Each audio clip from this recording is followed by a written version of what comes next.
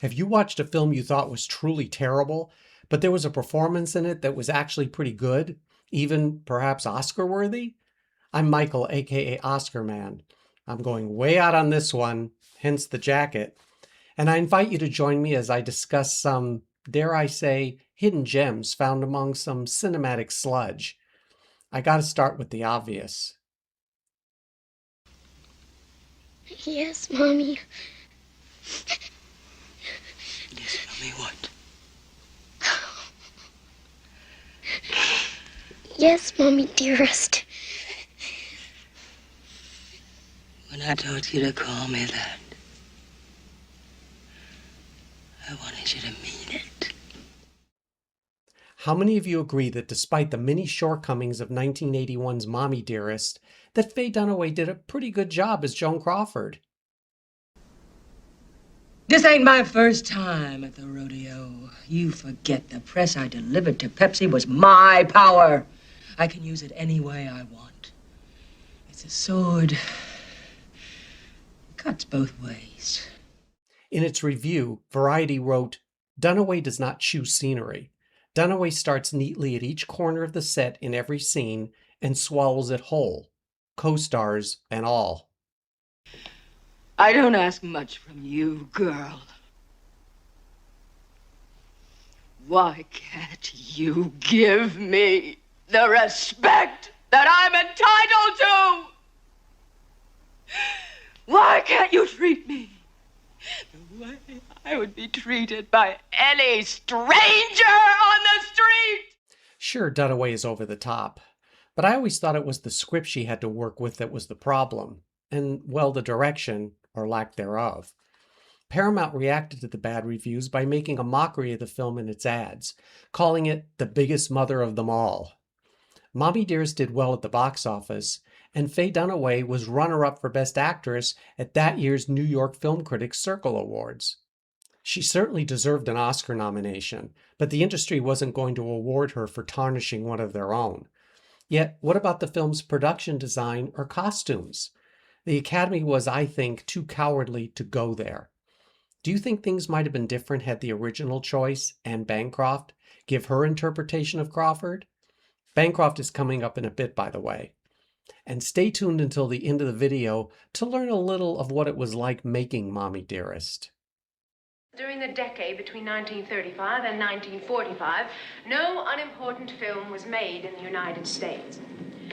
During those years, the entire range of human, which is to say American legend, was put on film. On every list of the top 10 worst movies ever made is 1970's Myra Breckinridge, starring Raquel Welch in the title role. You see, Miss Van Allen, Uncle Buck and I deal in myths, and movie stars are like gods and goddesses. When one fades, another promptly takes its place, because the human race requires that the pantheon always be filled. And you and I must seek out the glittering few that are the new stars of our race, reborn. After producers couldn't find any actress willing to play the role of a transsexual, they considered casting a cross-dresser, but that didn't pan out either. Raquel Welch, under contract to 20th Century Fox, lobbied for the part after reading the Gore Vidal novel. That property in Westwood was left to us jointly by our father. And you tell that bastard that I've got a copy of that will, and I want my share to go to you, Myron, because that property must be worth a good $1 million by now. Well, now, how about that? Michael Sarn, who made only one film, was hired to write and direct Myra Breckinridge. He was thrilled to work with Mae West, but didn't think much of Raquel. Now, is the film a train wreck? Hell yeah. It makes no sense. But I gotta say, I think Raquel got it. She understood the outrageousness of the character, but played it straight. She took chances. How was it working with the legendary West? She definitely did not want to appear on camera with me, in the same frame. She could appear there and I could appear in my shot, but we were not to stand side by side. Myra Breckinridge was a critical and financial disaster, and all involved would probably have wanted it erased from their resumes. The idea of Raquel Welch and film critic Rex Reed playing the same person was perverse to begin with. If you've never seen the film, You have to watch it. Mae West is doing one movie, Raquel is doing another. Farrah Fawcett and Tom Selleck are in it too. It's fun bad. But Raquel did try to make it work. We'll just have a mattress right here, man. And we're gonna find out who's gonna leave Portland forever. Time, any place, Sugar Puss. I can tell you right now, Casey Carter starts packing all the bras. Oh, come on. Honey, at least I got bras and not egg cups. Your boyfriend complaining? Come on, sweetheart. Your boy's coming out. No holds barred, huh? Better think about that twice. Maybe you're a big mouth. How about right now? Sure, come on. Oh, come on, go. Speaking of Raquel, she found the script for and starred in 1972's Kansas City Bomber as a roller derby queen. Was she good in this one? Kinda. But her co-star Helena Kaliniotis was killer as rival skater Jackie.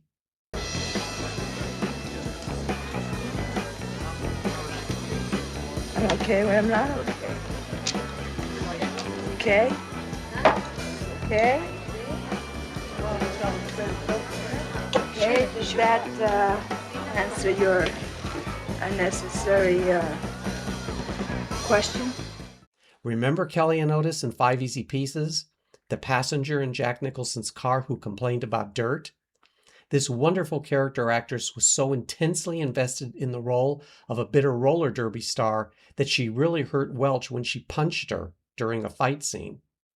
I'm talking about you pussyfooting, if you follow me. That's very talented, Casey, especially when you lace your skates off and go pussyfooting where it really pays off. That's some talent. And you have a way of making people disappear like Lovey. And who else have you got in mind?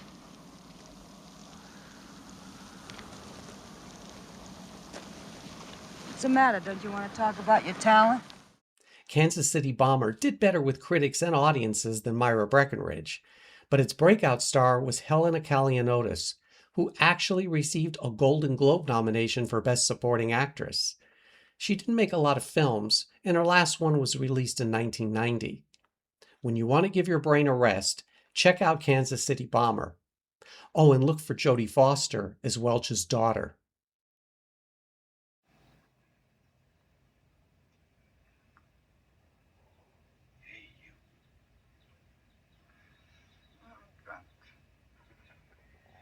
It's all that stuff Barney gave you. Oh, I'm drunk. I'll drive you home. I'll get a bus. Don't be silly. Don't pry, Archie. How am I prying? In my book, Oscar winner Julie Christie can do no wrong. But 1968's Petulia was a curiosity, and her co-star, Oscar refuser George C. Scott, gave an earnestly good performance as a doctor pursued by, let's say, strange woman. Did David beat you up? Was it Mendoza? Why were you sending him money? I'm still very sick. I don't care. What's the matter? Is a doctor? The best in the world, madam. Petulia, you're turning into something crazy. Why isn't David here? Don't ask questions. Is it possible for you to ever tell the truth? Scott played Dr. Archie Bolan, who becomes the object of desire by Petulia, a woman physically abused by her husband, played by Richard Chamberlain. I could call an ambulance, take you to a private hospital in Oakland.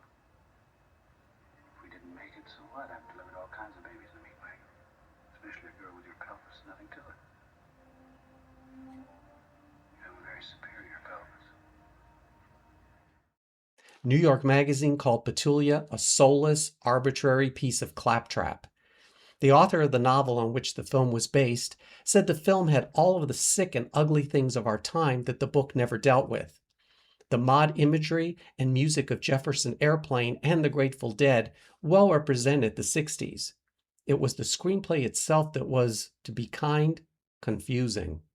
George C. Scott was a runner-up for Best Actor by the New York Film Critics, and he was solid in his character's appropriately bewildered persona. A bomb at the time of its release, Petulia has gained cult status over the years with appreciation for director Richard Lester's vision. If you've seen the film, let us know what you thought. A sophisticated adult drama or a mess? You plan to go ahead with this? again in court. What do you mean? I mean that his lawyer is going to try to terrify you, degrade you, control you, humiliate you.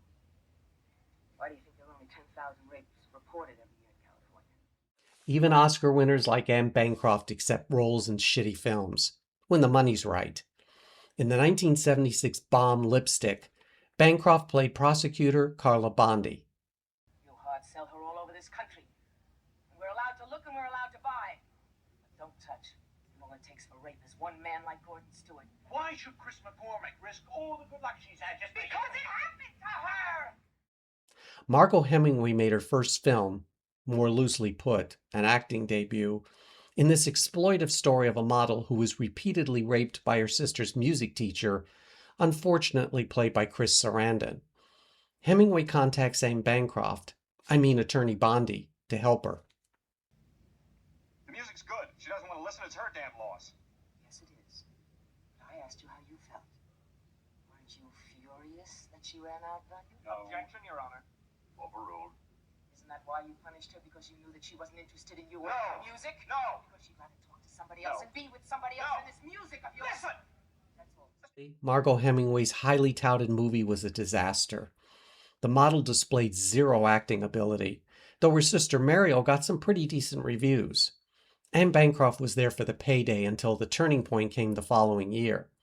Lipstick was called nasty, vile, and cynical. Ever the dedicated actress, Anne Bancroft prepared for her role by working with a former deputy district attorney. And of course, she gave her usual strong performance. And in a better film, she likely could have been Oscar nominated. Sadly, Margot Hemingway was never able to overcome this fiasco, and years later, she was found dead of an overdose at the age of 42. I digress for a moment to bring you a brief scene from a terrible film called The Mirror Cracked. Released in 1980, this dud based on an Agatha Christie mystery starred Angela Lansbury as Miss Marple and featured an out-of-the-blue, hilarious bit with Elizabeth Taylor and Kim Novak. Looking lovely as always. Of course, there are fewer lights on than usual. In fact, any fewer, and I'd need a seeing eye dog. Oh, I shouldn't bother to buy one, dear. In that wig, you could play Lassie. Same adorable sense of humor. And I'm so glad to see you not only kept your gorgeous figure, but you've added so much to it. Actually, darling, I couldn't wait to begin our little movie. You know the saying, once an actress, always an actress. Oh, I do know the saying. But what does it have to do with you? Lola, dear, you know there are really only two things I dislike about you. Really? What are they? Your face. If only the rest of the movie had been this good. Don't forget to lock up. May as well do it now. I'm not going anywhere. Who's that on the telephone? Peter Murray. Be sure I haven't given you any of the messages you left. Thanks to you, the whole world hates me. Thanks to you, the whole world loves me. Dinner's in... Based on the novel of the same name, 1981's The Fan starred Lauren Bacall as Sally Ross, a star of stage and screen who was stalked by a maniacal but good-looking admirer. At the age of 50, I'm about to burst upon the world in a musical. The first preview for this masochistic little adventure begins in about 3 days with a lighting man who appears to be learning on the job. My secretary's been attacked, now David, and, oh yes, just a minor detail. There's some fruitcake out there who apparently wants to kill me. The film pretty much meanders through a boring story of Bacall dealing with a new stage musical, her ex-husband, played by James Garner, and her secretary, essayed by none other than Maureen Stapleton. In the interim, the fan, Douglas, cruises gay bars and murders a guy he dates on a rooftop to show the audience that gay men are really killers. It's the final act of this dreary film where Lauren Bacall actually shines. When Sally's fan Douglas corners her at the theater, Bacall turns the table on the young man and lets him know that it's a bad thing to be a psychopath. Come on, Douglas. Here's your chance to be one of those hoodlums that kill their victims for nothing. The thief who murders little old ladies for a quarter. Goddamn terrorist who slaughters innocent people. That's what you really are. Don't you think the world's had enough of it? Enough of people like you? Well, I've had it. It's not just me. We're all sick of this reign of terror. Sally, stop it, Sally. You're making me angry. Of course, Douglas listens to her because she is, after all, Lauren Bacall, and sees the error of his ways. Personally, I wouldn't choose to berate someone aiming a knife at me, but Bacall never took crap from anyone. And let's just say, things don't end too well for Douglas. However, he doesn't suffer nearly as much as the audience, who was subjected to a horrific song performed by Bacall. Her big number, Hearts Not Diamonds, is so laughable one has to watch it to believe it. Or maybe not. The song was nominated for a Razzie Award. But get this, it was written by Marvin Hamlish and Tim Rice, no less. Years later, Lauren Bacall said her performance in The Fan was among her very best work, and I don't disagree. Let us know if you've seen this film and what you thought of Bacall in it. Went out to the desert, got lost. I've been living up on Trick's rooftop. I got stuck on a chick. Val Kilmer gave one of his best performances as Jim Morrison in the 1991 biographical drama, The Doors. Women are such noble creatures. They carry on your name with dignity after you die. Are you saying you want to marry me, Jim Morrison? You know, I think women have basically a comic approach to life. How can they not? Have to spend their lives that big dick seeking entry? Come on, Mom. I want to look inside like a spy. The life of the group's charismatic lead singer was historically inaccurate, but Kilmer was exceptionally good. When you really break through, there's nothing, man. There's no money, no doors, no music, no God. Maybe just a will to power. Val Kilmer spent his own money to make an 8-minute audition tape to convince director Oliver Stone that he was the right actor for the role. Though the film itself was considered too cliched in its storytelling, Kilmer received unanimous praise for his performance. I think the film's failure hurt Kilmer's chances at an Oscar. He wasn't even nominated for a Golden Globe. His subsequent career included work in films, television, and on stage, where he received varying degrees of success. The talented actor developed throat cancer and died in 2025 at the age of 65. Did you know that there's only one film about this guy that was made with the approval of the Academy of Motion Picture Arts and Sciences? Stay tuned to learn how that one turned out. But before I get to that classic, I want to extend my thanks to you for watching this video, which is a little different from what I usually discuss. I appreciate everyone in my Oscar nerd circle. If you're not yet a member of the channel, be sure to subscribe and join us for a new video each week and vote in the daily polls like an Academy member. You can help the channel reach more Oscar nerds by clicking on the like button and sharing it with others.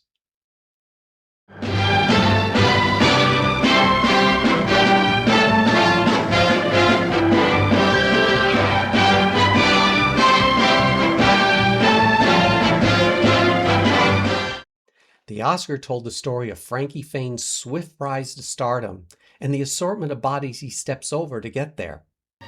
One phone call, and I'm not dog meat like I was in Regan's office like I was in there a minute ago. One phone call. So just go sliding back in there and tell him game called on account of Oscar. That's right, Oscar. Stephen Boyd starred in the 1966 film as the ruthless, cold-blooded anti-hero who stops at nothing or no one to get to the top. You slapped my face the first time I made a passage, but you got me a job that kept me near you. Every time I tried to get close, you pushed me away, but not too far. That Middle European peasant upbringing of yours, baby. They told you so often that playing house with a guy was dirty, you got all knotted up inside.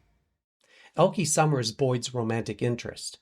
She plays a virgin who spouts off fortune cookie phrases like this.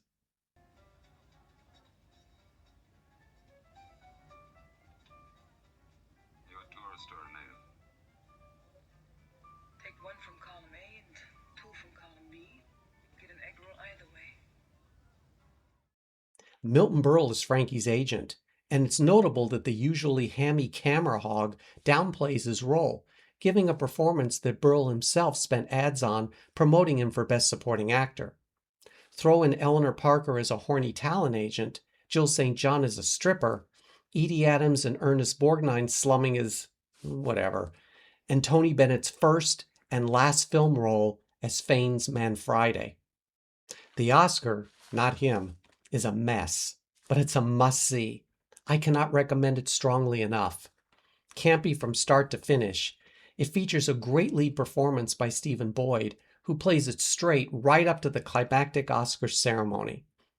Stephen Boyd was a charismatic and talented actor, unjustly ignored by the industry. Robbed of a nomination for Ben-Hur, Boyd made a lot of forgettable films that weren't worthy of him. The Oscar may not have been the best film on his resume, but he gave it everything he had. Stephen Boyd suffered a massive heart attack in 1977 and died at the age of 45. Now it's your turn to share with us films that were considered pretty bad, yet featured a performance that was so good that it might have merited Oscar attention. I'm really looking forward to which ones come to mind. And until we meet again, here is Britannia Alda, sharing her memories of working with Faye Dunaway on Mommie Dearest. So I went over to Paul, the director of photography, and he said, just sit in my chair, just sit down in my chair. So I sat down in his chair, and then all of a sudden, I see Faye waving wildly at me, clear, clear, clear, clear. So I figured, well, I better get out of the chair that Paul had sat me in, so I go over to the side, and Charlie Schramm, the makeup man, comes over and says to me, welcome to the Clearaway Club. I asked, are there other members in the club? And he says, we're all members in the Clearaway